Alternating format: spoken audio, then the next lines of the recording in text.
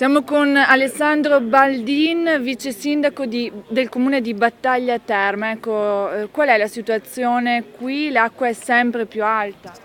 Sì, l'acqua è alta, aspettiamo il deflusso, ormai le pompe non riescono più a fare il loro lavoro. Le pompe di sollevamento sono saltate e la situazione è quella che vedete voi, insomma.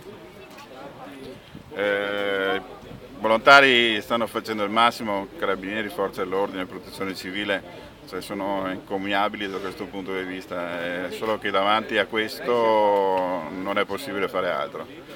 Nella notte poi la situazione si è allarmata. Sì, è stato un crescendo, nel senso che imprevedibile, a memoria nostra forse nel 66 c'è stato un caso analogo, ma quello del 2010 era di portata molto minore, seppur fastidioso per alcuni. Questo è una cosa che insomma non si poteva prevedere.